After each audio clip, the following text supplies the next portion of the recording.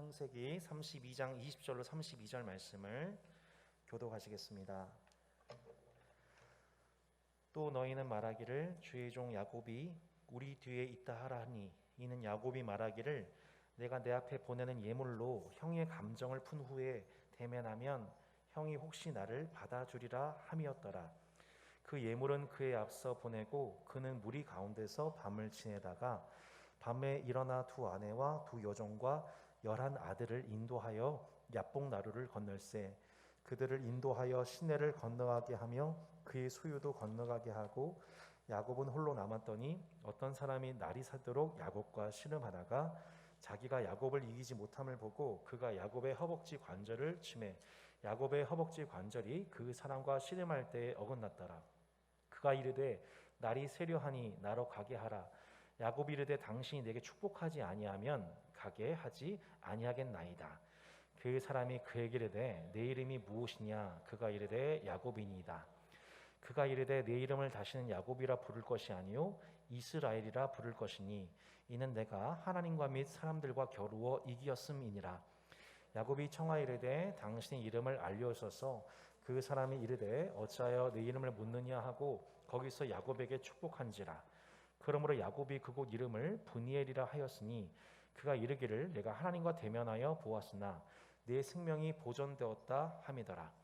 그가 브니엘을 지날 때에 해가 돋았고 그의 허벅다리로 말미암아 절었더라. 함께 읽겠습니다. 그 사람이 야곱의 허벅지 관절에 있는 둔부의 힘줄을 쳤으므로 이스라엘 사람들이 지금까지 허벅지 관절에 있는 둔부의 힘줄을 먹지 아니하더라. 아멘.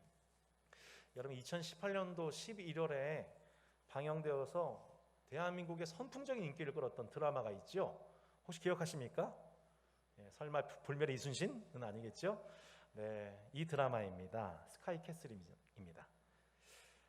대한민국 상위 0.1%에 모여 사는 스카이캐슬 안에 남편은 왕으로 자식은 천하제일 왕자와 공주로 키우고 싶은 명문가 출신 사모님들의 욕망을 샅샅이 들여다보는 풍자국이라는 드라마 소개가 홈페이지에 나와 있더군요. 2018년도 11월이면 제가 따스한 교회 개척 준비 한창 들어가는 시점이어서 드라마를 직접 보지는 못했고 당시 청년들이 목사님 이 드라마 꼭 보세요. 대박이에요. 청년들로부터 귀동냥으로 듣곤 했었습니다. 제가 얘기를 이렇게 듣는데 저는 드라마가 대략 이런 흐름으로 가겠구나 느껴지는 바가 있었습니다.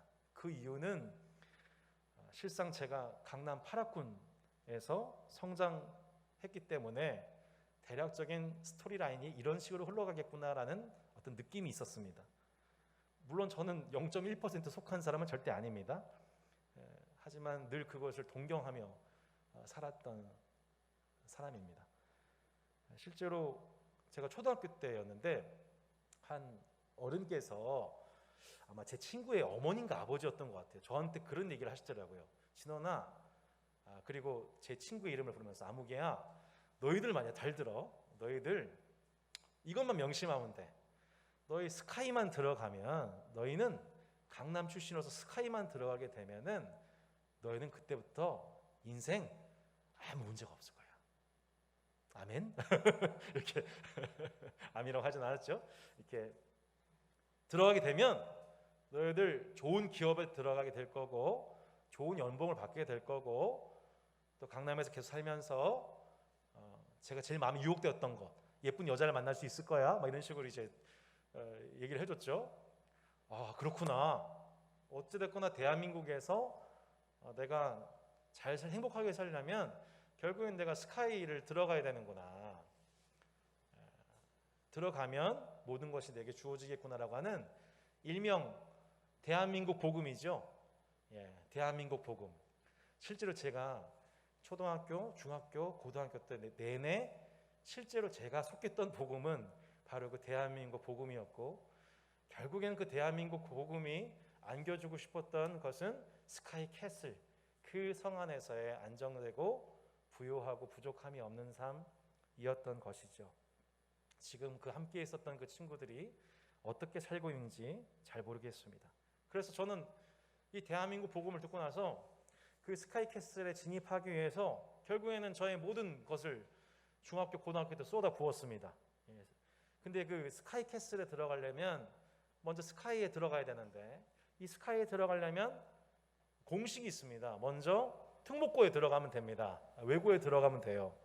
그리고 외고에 들어가려면 외고 진학 학원에 먼저 들어가서 그 학원에서 일정 수준 이상의 반에 들어가게 되면은 안정권이 됩니다.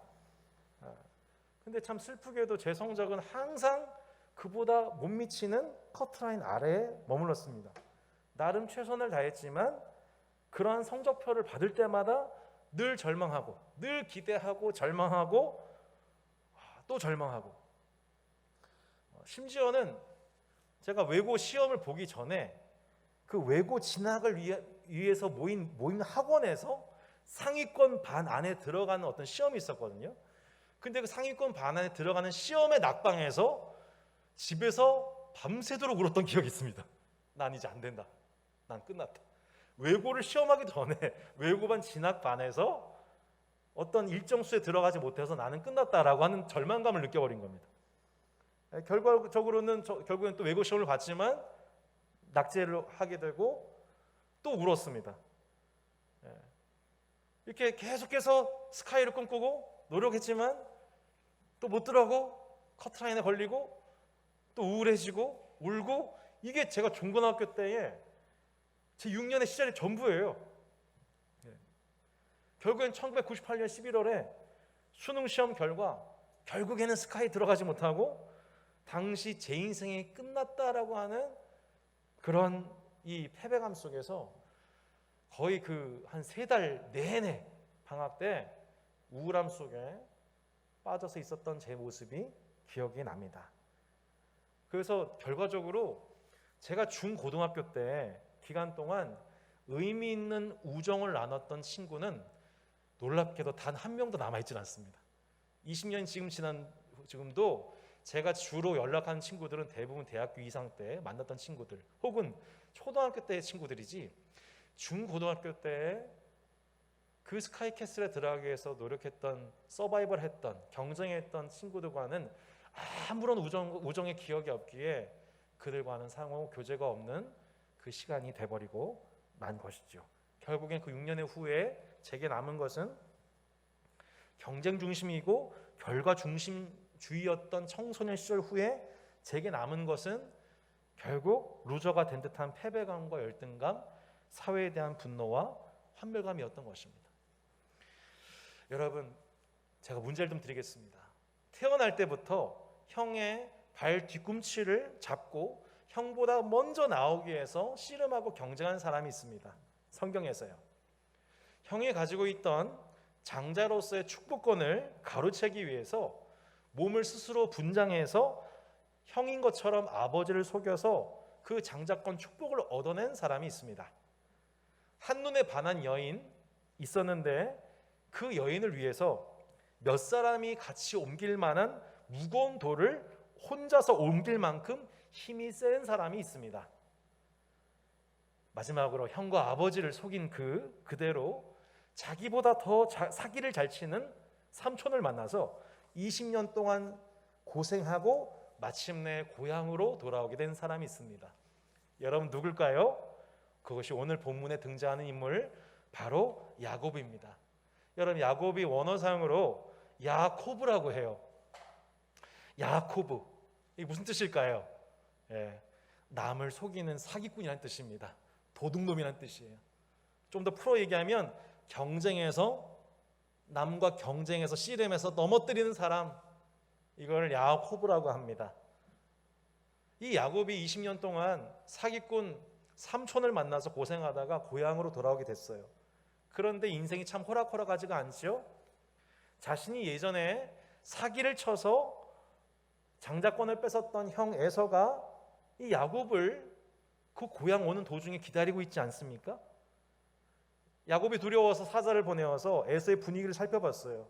그랬더니 휘하 400명의 이 사람들을 거느리고 야곱에게 오고 있는 거예요. 자신을 환대하는 것인지 복수하려는 것인지 알 수가 없습니다. 야곱의 마음이 두렵고 답답해졌어요. 이때 가장 먼저 야곱이 이런 행동을 했습니다. 자기가 이룬 가족과 소유를 두 대로 나눴어요. 혹시 에서가 한쪽을 치면 한쪽이라도 살려보겠다는 계산인 거죠. 그러고 나서는 하나님께 이렇게 기도합니다. 하나님, 저를 형의 손에서 제발 좀 건져주세요. 그리고 나서는 형 에서의 마음을 달래기 위해서 뭘 준비하냐? 예물을 준비를 합니다. 창세기 32장 우리가 다 보지 못하는데 예물이라는 단어가 무려 4번이 나와요. 평생 남을 속여서 이득을 얻었던 자 이 야곱은 그는 진작에 에서를 속였고 삼촌의 집에서도 여러 번 속이고 속임을 당하는 짓을 되풀이했습니다. 평생 자신의 지혜와 잔꾀로 살아왔던 야곱의 계산상 우선 좀 예물로 마음을 풀어주면 형이 자신을 받아줄 수 있지 않을까라는 인간적 계산이 먼저 앞섰던 것이죠. 자, 그렇게 예물을 보내고 무리 가운데 지내던 야곱이 밤에 일어나서 가족들과 야복 나루를 건너던 중 한 가지 희한한 일이 그 앞에 펼쳐집니다. 그게 24절 말씀입니다. 오늘 본문 24절 제일 중요하니까 같이 한번 읽어볼까요? 시작. 야곱은 홀로 남았더니 어떤 사람이 밤이 새도록 야곱과 씨름하더니. 아멘. 여러분, 지금 야곱의 마음이 얼마나 두려운지 느껴지세요? 예물도 보내고 두 때로 나눴던 가족과 소유들도 보냈습니다.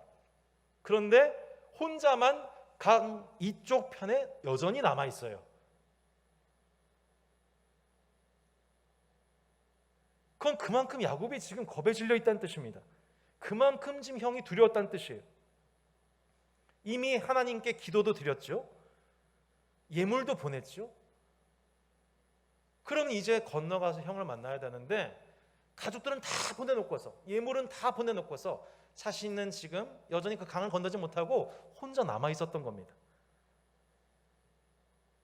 생각과 행동이 우리가 이랬다 저랬다 이러지도 못하고 저러지도 못할 때 있죠. 저희 그럴 때 참 많거든요. 하나님께 기도도 했는데 여전히 마음 불안해서 내 마음대로 또 해요. 결국에는 이게 하나님 뜻일까 아닐까, 하나님 나를 지켜주신 것인가 지켜주지 않으실까, 계속 마음이 두 마음 상태인 가운데에서 이러지도 못하고 저러지도 못하는 그 모습이 지금 야곱에서 드러나는 것입니다. 의도치 않게 지금 혼자 남아있는 거예요. 근데 그때 어떤 사람이 지금 밤이 새도록 야곱과 씨름했다고 나와 있습니다. 우리는 창세기 32장 생각하면 야곱이 하나님의 천사와 더불어서 밤새도록 씨름한 믿음의 사람이었다. 그렇다 우리는 밤새도록 이렇게 하나님을 붙잡고 씨름해야 한다라는 교훈적 설교를 이미 많이 들어왔습니다. 그래서 야곱이 그렇게 하나님을 붙잡았구나 라고 우리는 무비판적으로 말씀을 보지만 보세요. 누가 누구를 붙잡았어요? 어떤 사람이 밤이 새도록 야곱과 씨름했대요. 씨름을 시작한 것이 야곱입니까? 어떤 사람입니까? 어떤 사람입니다. 어떤 사람이 야곱과 씨름했습니다. NIV 영어 성경 보면 So Jacob was left alone. 죄송합니다. And a man wrestled with him. 이렇게 나와 있습니다. Until daybreak. 한 사람이 야곱과 날이 새도록 씨름했다. 야곱이 하나님의 사자를 붙잡고 씨름한 게 아니고 어떤 사람이 야곱을 붙잡고 씨름했다. 이게 나와 있습니다. 이게 정말 중요한 부분입니다. 씨름하다, 이 히브리어 원어로 보면 야베크란 단어입니다. 바예 야베크. 그러니까 야곱은 어떤 사람에게 붙잡혀서 씨름을 계속할 수밖에 없었다는 거예요. 이런 의미인 거예요. 애초에 야곱이 이 사람 붙잡고 축복 달라고 한 게 아니고 제발 저 좀 도와주세요라고 붙잡고 그렇게 기도한 게 아니고 야곱은 이러지도 못하고 저러지도 못하고 이러지도 저러지도 못하는 가운데에서 두려움과 의심에 우왕좌왕하고 있는데 그때 어떤 사람이 그 야곱을 붙잡고 밤새도록 씨름을 했다는 겁니다. 이것을 전혀 의도하지 않았던 야곱이 한판의 예상 밖 씨름에 붙잡혀 밤새도록 이 사람과 겨룰 수밖에 없게 되었다는 거예요. 마침내 그가 야곱의 힘을 당해내지 못하고 야곱의 허벅지 관절을 칩니다. 그때 야곱의 관절이 완전히 어긋나게 되죠. 오늘 읽은 이 창세기 32장 말씀이 정말 흥미로운 것이 창세기 저자가 일종의 워드 플레이를 하고 있다는 것을 원어상 드러나게 됩니다. 조금만 더 여러분 말씀 봐주세요. 여러분 오늘 본문의 주인공 이름이 무엇입니까? 주인공 이름이 뭐죠 여러분? 이삭 아니죠? 야곱이에요. 야코브입니다. 야코브 히브리어로. 그런데 이 야곱이 뭐합니까? 씨름을 합니다. 이 단어가 뭐냐면 야베크란 단어입니다. 야코브와 동일한 어근이에요. 그런데 야코브가 야베크 하다가 어떻게 됩니까? 어긋납니다. 히브리어로 이걸 야카라고 합니다. 여러분 이 장소가 어디서 일어나죠? 바로 야복입니다. 히브리어로 야보크입니다. 여러분 발견하셨나요? 일종의 라임입니다. 전혀 감동이 없어서 제가 한번 이걸 한국말로 한번 응용해 볼까요? 옛날에 얘들아 아빠가 있었어. 아빠가 아파트에 있었어. 아파트에서 몸이 아팠어. 아파서 그만 직장에 빠지고 말았어. 전혀 웃기지 않죠? 막 이런 라임을 활용한 겁니다.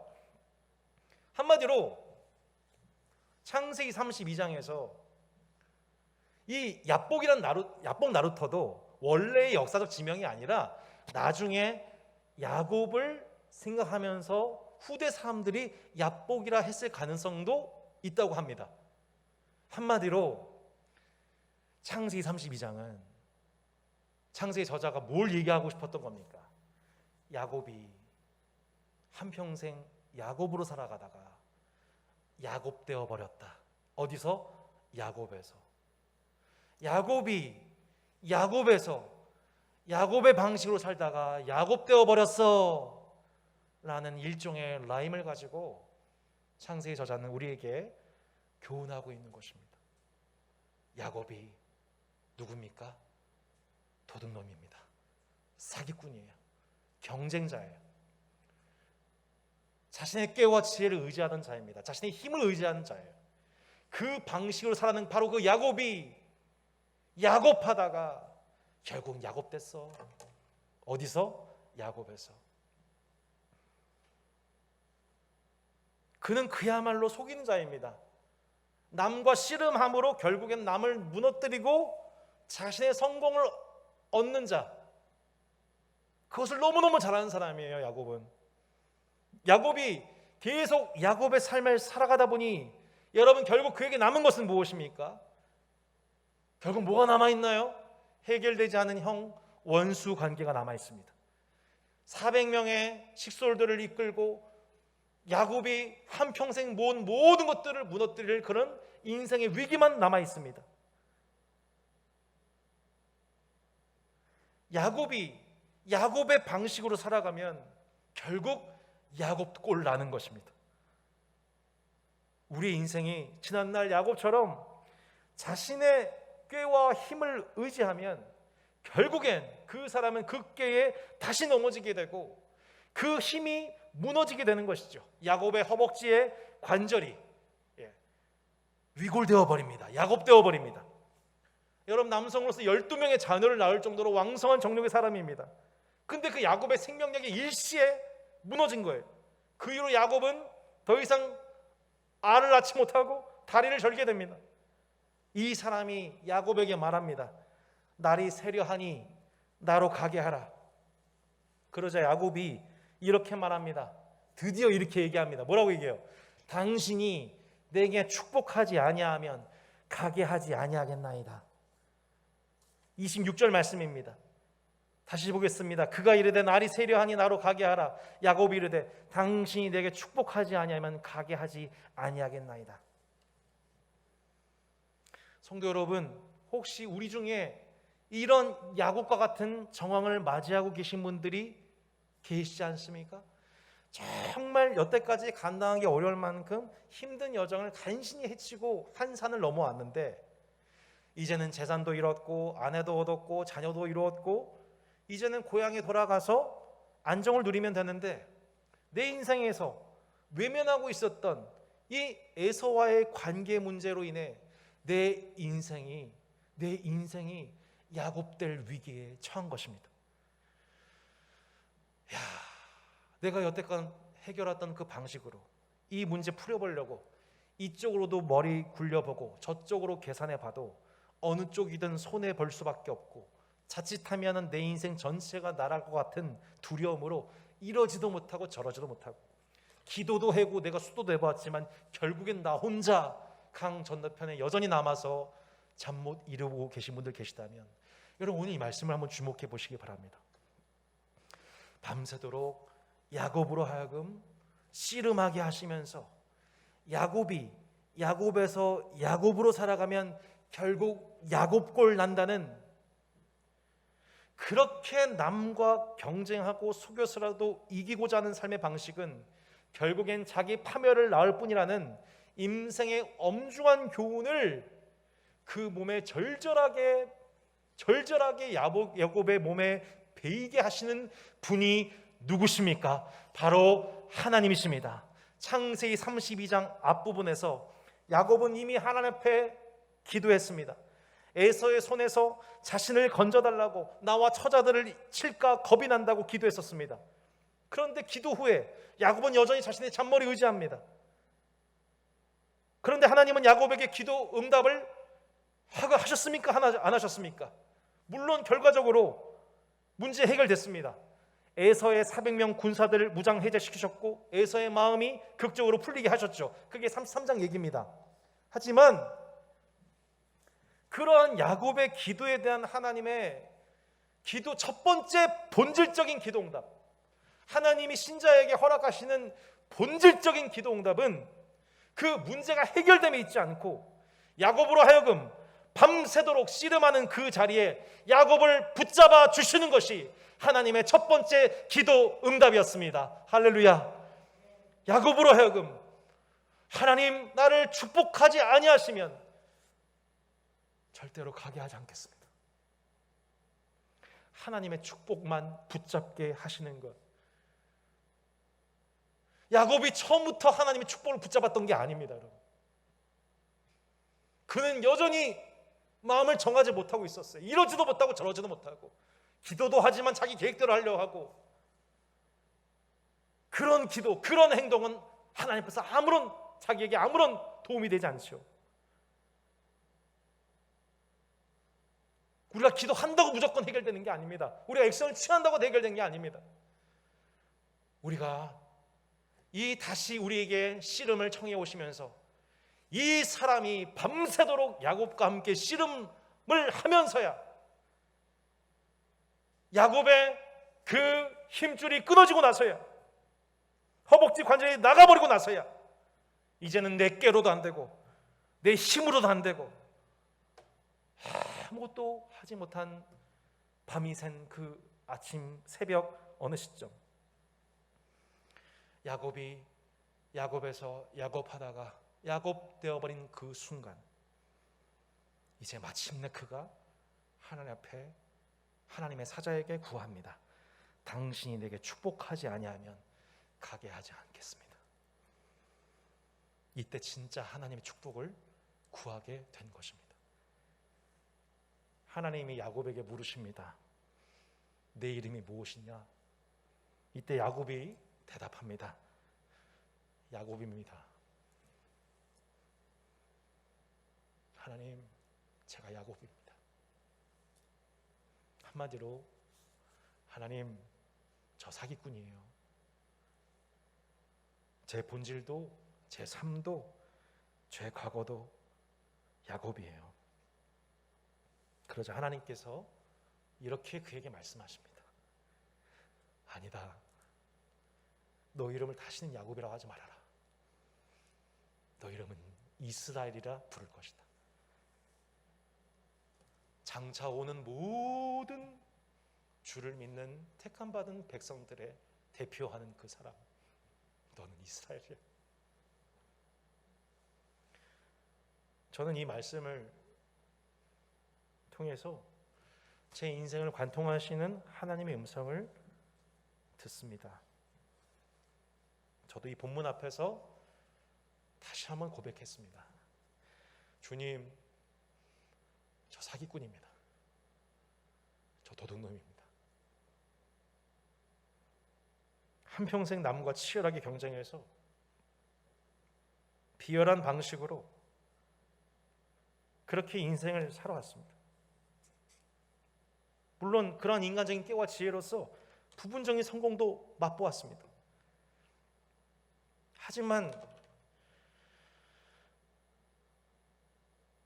인생을 살아갈수록 더 이상 제 삶의 지혜로는, 제 꾀로는, 힘으로는, 능력으로는 감당할 수 없는 일들밖에 없다는 것이 더 보이기 시작합니다.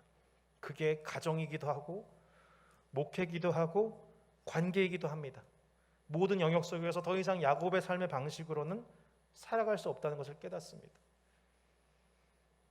야곱은 그렇게 좌충우돌하면서 나름 잘 헤쳐왔습니다.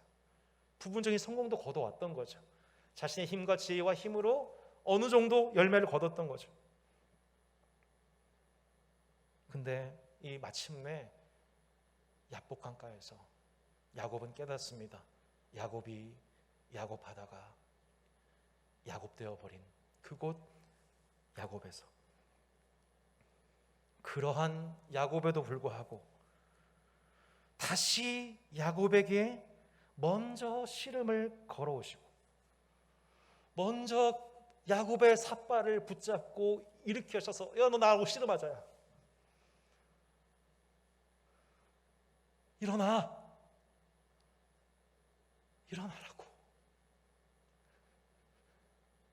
또 그 방식으로는 안 돼. 또 그 방식으로는 안 돼. 일어나. 밤새도록 하나님 그분을 붙잡고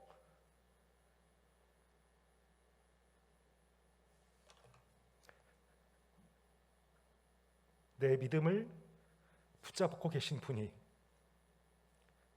여러분, 하나님이라는 것을 기억하시는 밤이 되기를 바랍니다.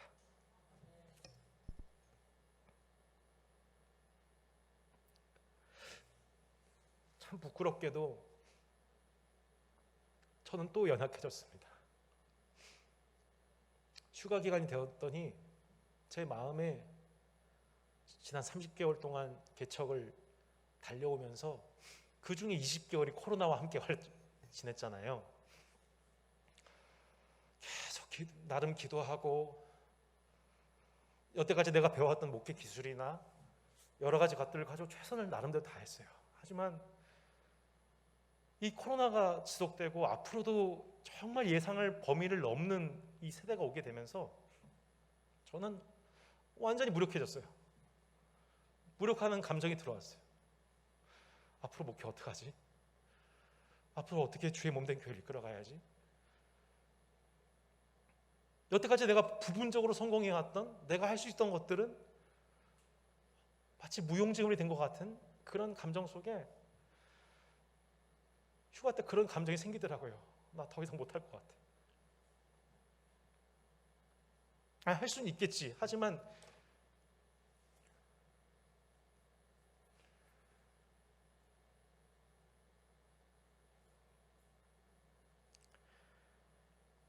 그런데 그때 계속 제 인생의 골목골목마다 이런 식으로, 나 더 이상 하나님 못 믿겠어. 나 정말 내 믿음은 정말 아무것도 아닌 것 같아 라고 내 믿음 자주하고 있을 때마다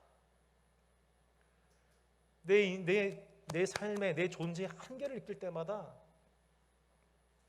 그때마다 그 인생의 신앙의 중요한 골목마다 어떤 사람이 찾아와서 야곱과 밤새도록 씨름하게 하셨던 그분, 그 하나님 지금도 살아계시고, 지금도 이 코로나 시대 가운데에서 지쳐서 어떻게 목회할지 낙심하고 좌절하고 있는 저에게 생각지도 않게 오늘 8월 첫째 주 이 간증의 시간을 저를 세우셔서 다시 이 말씀 보게 하시고 다시 이 말씀을 힘 얻어서 그래, 내가 여태까지 내가 믿은 게 아니었지, 내 믿음 붙잡고 끝까지 씨름하셔서 하나님이 날 축복하지 않으시면 저 한 발자국도 못 나가요. 저 한 발자국도 제대로 못 살아요. 저 가정에서도 목회에서 교회에서도 이웃과의 관계 속에서도 열매 맺을 수 없다는 거 하나님 아시잖아요. 인생의 여러 문제에 대해서 하나님의 축복 아니면 안 된다고 그렇게 하나님 앞에 밤새도록 붙잡게 하셨던 분, 그것은 내 믿음이 아니라 하나님이 그 믿음을 내 안에 독려하시고 내 믿음을 깨우시고 내 믿음을 내 안에서 일으키셔서 창조하셔서 마침내 하나님의 축복을 받게 하신 분은 내가 아니요 하나님이셨던 것입니다. 너는 더 이상 야곱 아니란다. 주님, 저 야곱 맞는데요? 아니야, 너 야곱 아니야, 너 이스라엘이야. 여전히 내 안에는 야곱의 DNA가 남아있지만, 여전히 이스라엘스럽지 못하지만, 또다시 야뽕 나루터에서 그 씨름을 신청하시면서 야, 한판 붙자야, 나를 넘어뜨리기 위해서 아니라 내게 축복하시기 위해서 그 씨름을 신청해 주시는 주님이 너무너무 고맙습니다.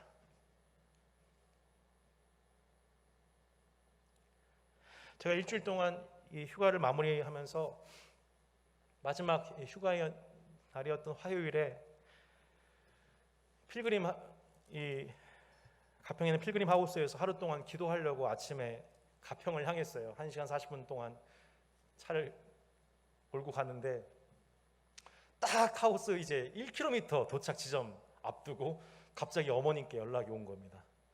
외할아버지께서 돌아가셨다고. 그래서 기도 못하고 결국에는 바로 그 자리에서 기도는 도착하지 못하고 바로 차를 돌려서 대전에 내려갔습니다.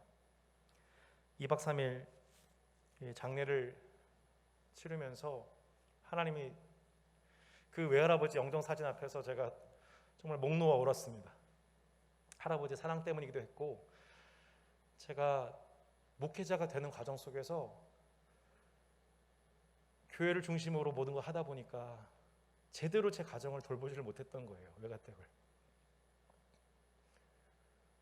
제가 언젠가는 좋은 목사, 좋은 그리스도인 돼서 가정을 섬기겠다고 마음은 품었지만 정작 한 번도 그렇게 하지 못하고 모든 걸 교회 중심으로 살았었어요. 그 할아버지 앞에서, 영정사진 앞에서 엉엉 울면서 결단을 했습니다. 내가 우리 가정의 제사장으로 그리스도인으로 살겠다고.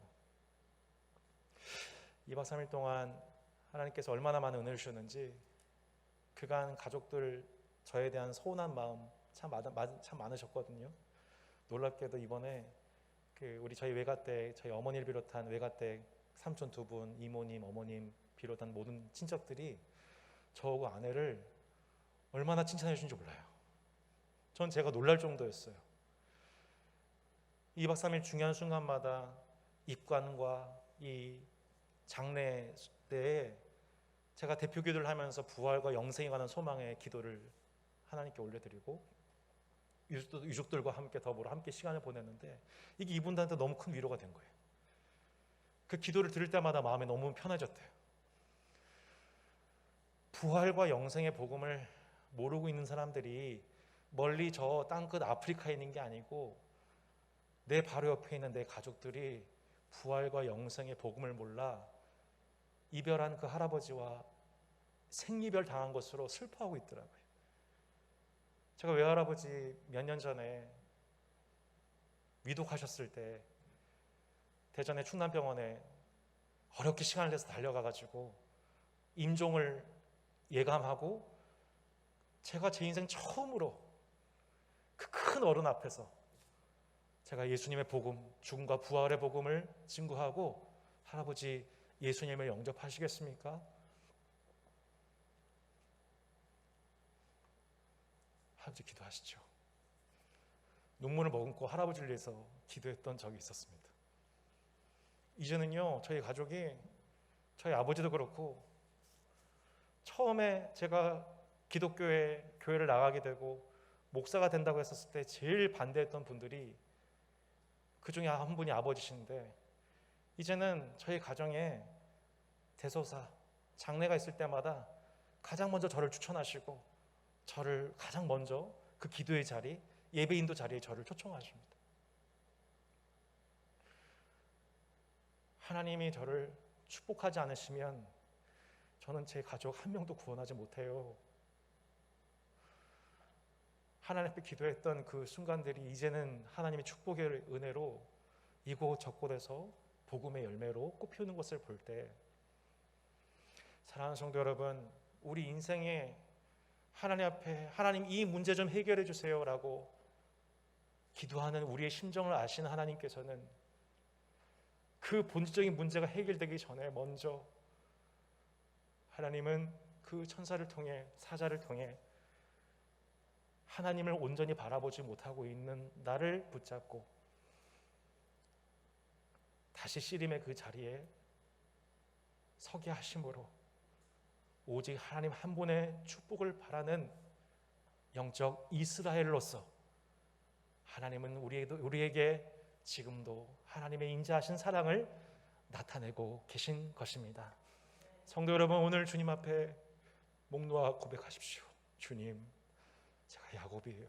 맞아요. 저도 그렇게 살았습니다. 그런 우리에게 야곱이라 부르지 않으시고 너는 이스라엘이라고 말씀하신 그 고마우신 아버지의 은혜와 영광이 우리 자신과 우리 다음 세대 따스한 교회 모든 주일학교 자녀들 가운데에 이 믿음이 유산이 흘러가는 밤이 되기를 소망합니다. 혹시 그 하나님과 씨름할 힘도 없이 내 힘으로도 해봤고 기도도 해봤지만 결정적으로 하나님과의 관계가 회복되지 않아서 답답했던 분들 많으시죠.